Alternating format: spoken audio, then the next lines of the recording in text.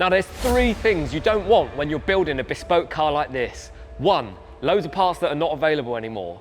2, loads of bespoke parts that take ages to come. And 3, no time to do it. But that's exactly what's happened here. We've got 3 weeks left. Join us for the final part of this build.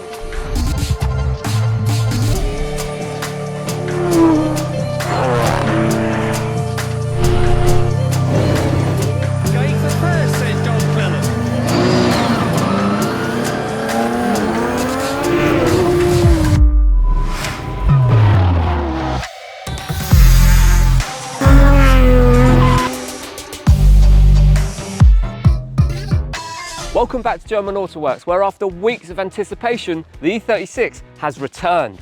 But before we show you the colour that we went for, let's head over to Platinum Paintworks to see how they got on. All right, we are back and we are seeing the E36 and a little bit of progress now over at Platinum Paintworks, which is just over the road from the workshop. Here it is. The most interesting part about this whole car right now is that both rear arches are looking the same, and that's not down to me. That is down to the guys here at Platinum Paintworks because they have beautifully solved the problem of doing it properly. All right, so we're here now with Tyler, and he's been working on the E36 along with his team, preparing it for what we want to do with the car. You can see that it has had a lot of work on these rear arches after what I tried to do rookie style. I decided whilst it was upside down that I didn't need the lip anymore for this arch, so I basically just cut it off. So Tyler, what have you been doing to the car? Just following on from when you'd cut it up and got it roughly where you wanted it to be. Obviously we've just sort of tubbed it. Obviously you've given us the rough shape of what you wanted, so we just built off of that really. Refilled it, made it nice and smooth, both sides this time. And yeah, just worked through the brackets and stuff obviously you didn't want any more, and yeah, sort of work from there really. Yeah, so there was actually quite a few brackets left in the car, but by the time we actually got it here, we thought, you know what, we're just going to get rid of those. We don't need the excess weight.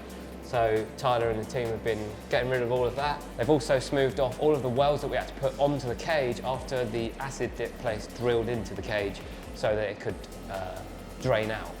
So that's all been done. And what's the next stages for the car? Filler work's all done, just need to get the roof sorted out. I think there was a pin dent or something in the roof and the cage being fitted, so we'll get that sorted out. Obviously all the seat backs taken out as well, so get finished off with that. Finish keying up, and then it's 2-pack primer time really. So this isn't really how an E36 should look, and what the guys did when they built the touring cars is they actually bubbled these rear arches in order to fit the 19-inch wheels.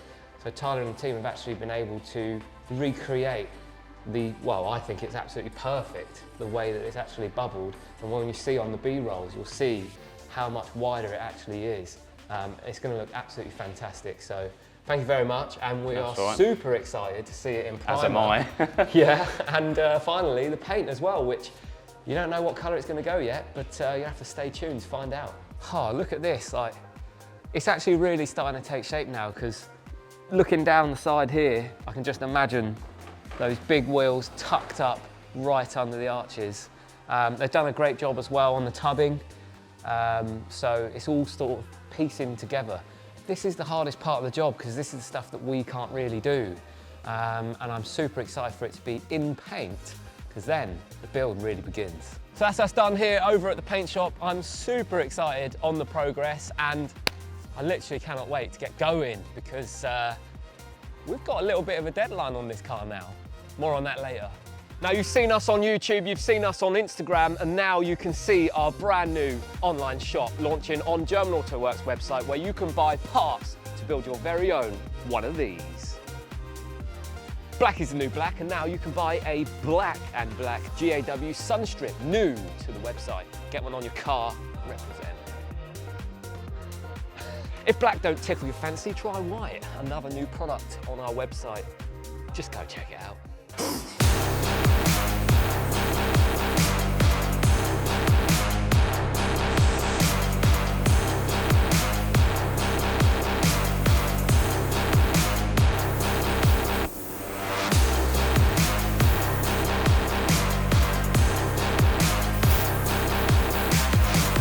All right, so I've come to see the car and it has now been primed.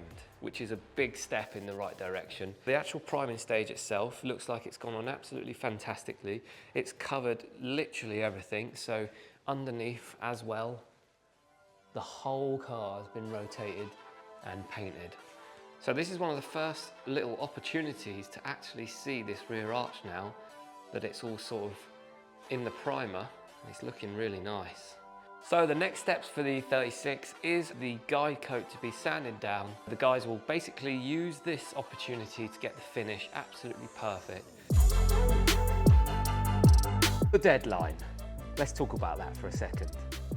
3 weeks until this car goes from a complete bare shell to a full race car. It's literally booked on to go to the track. The colour that we chose, G80 Skyscraper Grey. How good does that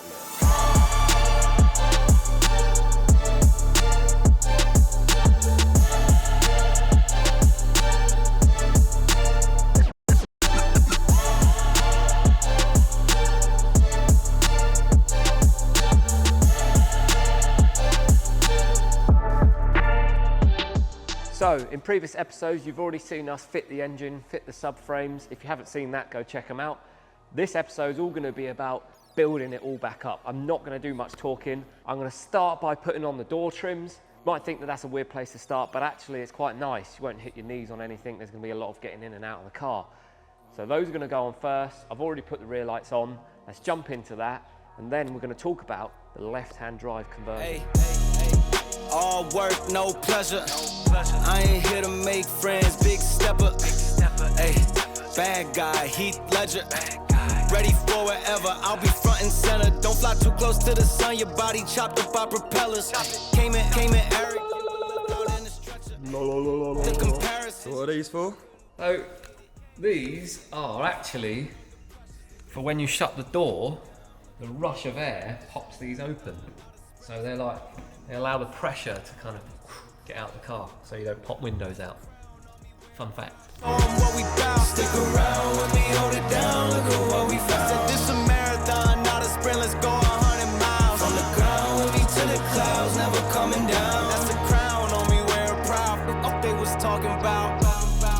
All work, no pleasure. All right, so that's the door seals in. And let's move on to talking about the left-hand drive conversion. Obviously, we've made it nice and easy, not for ourselves. So we've got to completely change the whole engine bay configuration. You can see that this car originally was right-hand drive. That is where the steering shaft used to come through. We now need to move it over to the left-hand side. Now, luckily, there are some blanks in place where we can actually put this through. So this is the part that goes on the left-hand side. It's different to the right-hand side version. And now I need to basically get this to fit in there because that's where it comes through on a left-hand drive car. I've made myself a little template here, just basically put a piece of card on and got the bolt holes in the right place. I'm then gonna put that on the car. I'm gonna drill through the bulkhead and then I should be able to attach this part. This is gonna allow us to fit the steering column in, and there's a little bearing that the steering column sits on, and then that's going to give us a good idea to then move on to get our steering column placed in the car, because the original mountings for that have also gone. This one's going to be interesting.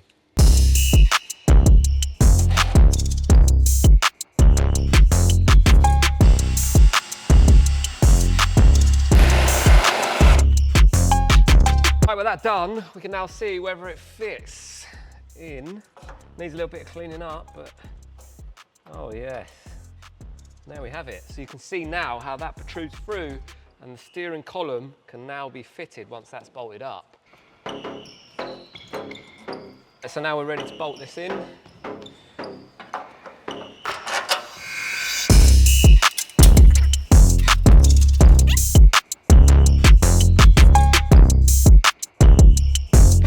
So next we have our right-hand drive steering column with the steering wheel still attached. But because we've made that modification, we can now use this on the left-hand side.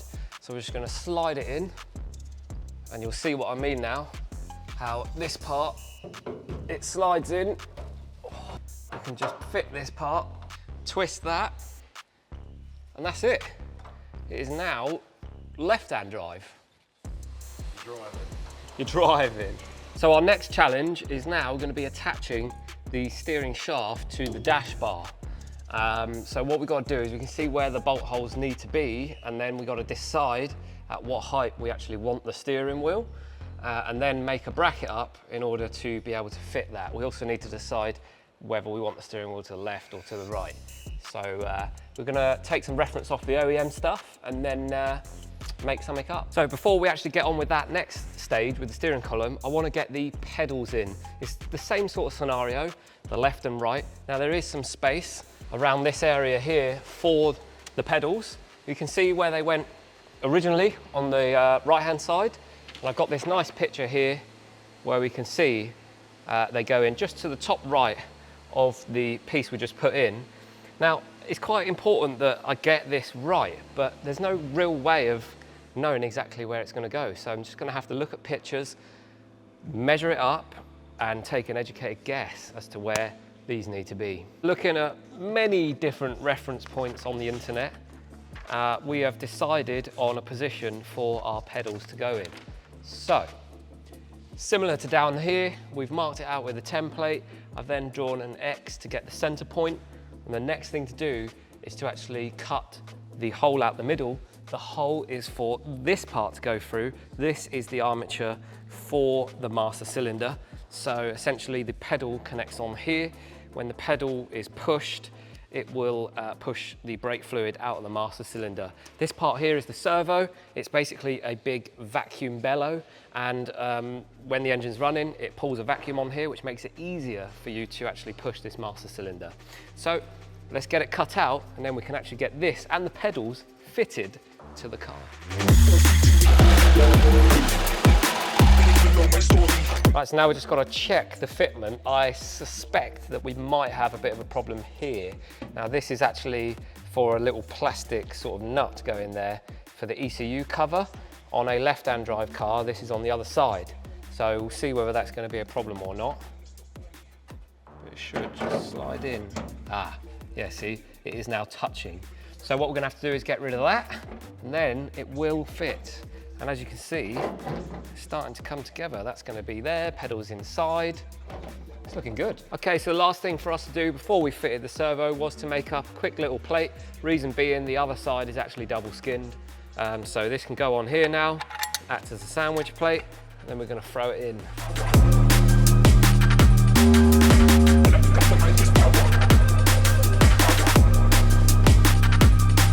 So that's the brake servo and the pedals fitted.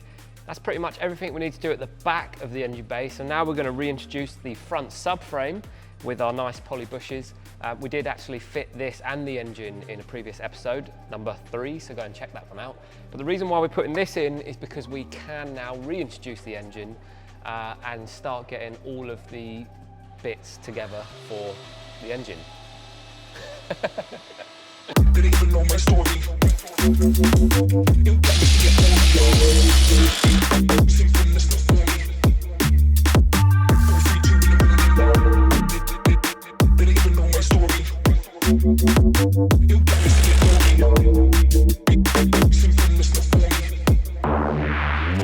All right, so we've got the engine in. You've seen us fit the rear and front subframes and arms on another video, so we're just going to go and make sure they're all nice and tight now.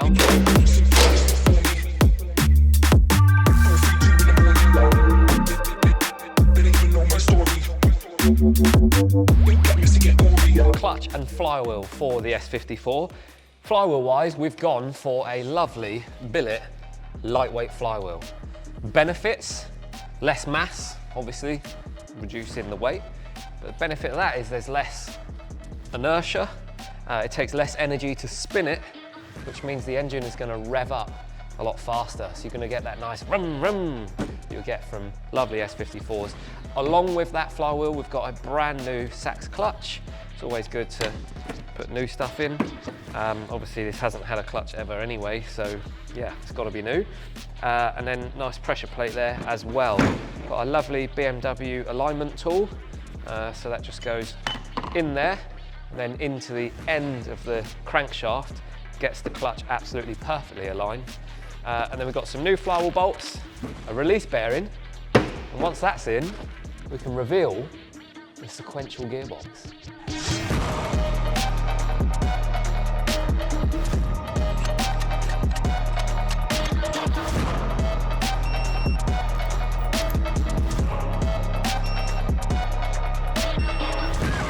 Important one for everyone fitting a clutch, got to make sure that you get it the right way around. It is possible to fit it the wrong way around, but what they do is they mark on here gearbox side. So that's saying that this face wants to be pointing at the gearbox. Then we're going to take our clutch alignment tool, going to put it up, and then the clutch alignment tool is going to go into the bearing that's on the crankshaft. That's now in the perfect place. So we could put the cover on, do it up, and we know that the gearbox is going to slide in perfectly, because this essentially is what the shaft in the gearbox looks like. So it has to be perfect, otherwise it won't line up and it'll be a struggle with the gearbox. You'll be shaking like a shitting dog.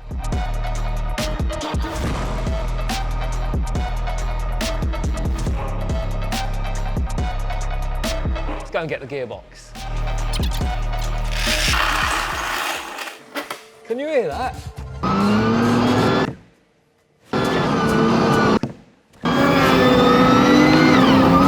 Now think of this, a sequential gearbox in your build without all the headache of the drivetrain adaptations. Well, that's what this solution is here from Gearmotive. It's a 5-speed, dog engagement, sequential gearbox, tied with their beautiful shifter and up-to-date electronic controller. This setup is so easy to fit, and it's going to be an absolute blast in our build. Yes! The sequential gearbox for the STW build is here, all the way from Finland. I am ecstatic about getting this in, because that noise, the gear shifter, it's going to be awesome. We've already experienced this box on a frozen lake. Holy shit, Jamie, pull that video up.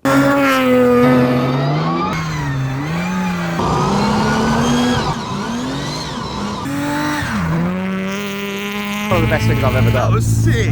Check that out in our other vids.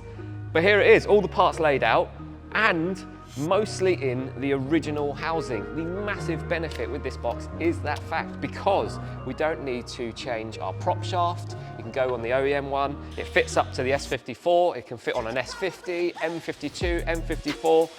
Anything with this bell housing and what this gearbox would have fit from factory, it works in, which is great.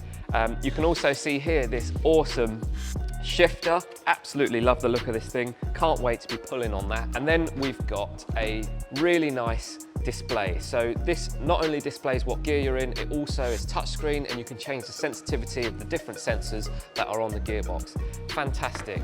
We've got a lovely plug and play wiring loom. So this little control unit here has got everything inside that it needs for the brain of the operation.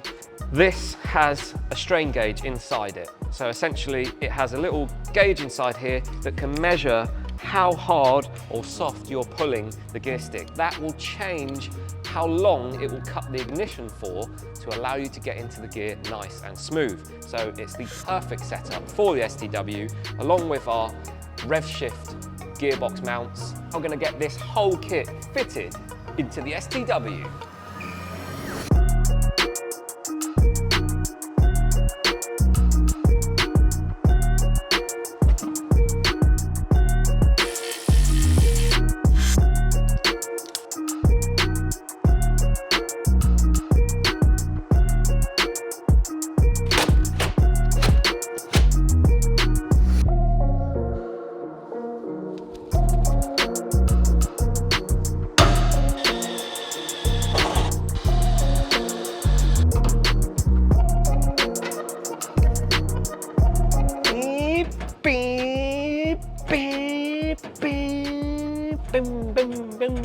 When you get your gearbox from Gearmotive, you get this beautiful billet shifter, and we need to actually install it into the car, so we've chose to go with some riv nuts. I've put those in, and now I can lay this in place and get it connected to the car. The next thing to do after this is going to be connecting all the linkages up, so we can get them all adjusted, and then we can actually see what it sounds like shifting the gears.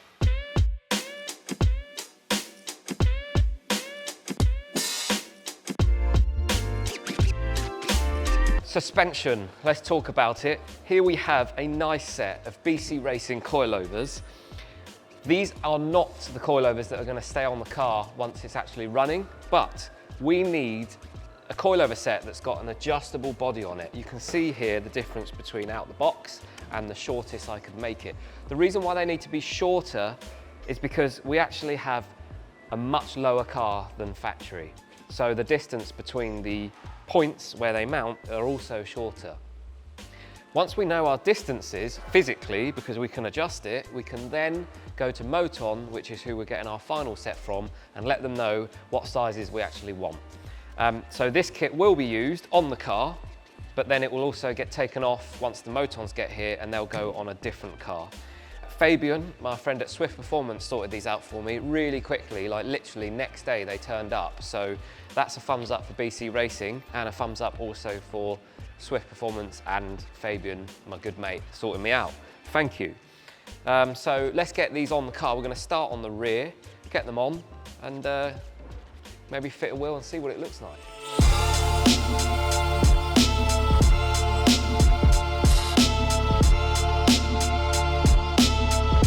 Now listen, we probably could have put the whole rebuild process into one video, but it would have been like an hour long, and we're not really Matt Armstrong right now. So what we're going to do, we're going to put things in the next episode, but for now I can leave you with a wheel on the car, and how good does that look?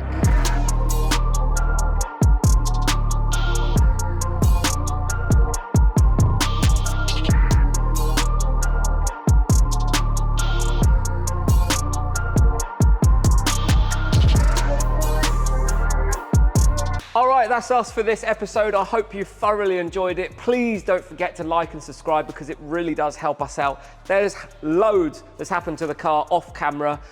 We've fitted a little bit of a fuel system. Give them a quick look at that, Tom. But there's more of that coming on the next episode. We've also fitted a rear bumper and the boot lid, so the ball is well and truly rolling. But come back and see more dancing next time. When's the track day? Yeah, it's in like a week and a half. We're gonna make it, we're gonna make it, we're gonna make it. Comment below whether you think we should be running these Pro Track 1s and what colour, because these aren't the wheels that we are fitting. They are gonna be different. But do you like the Pro Track 1s on our STW, or do you think we should do something different? Comment below. Also, comment whether you think the S54 was the right idea or not, because loads of you think it wasn't. So tell me why.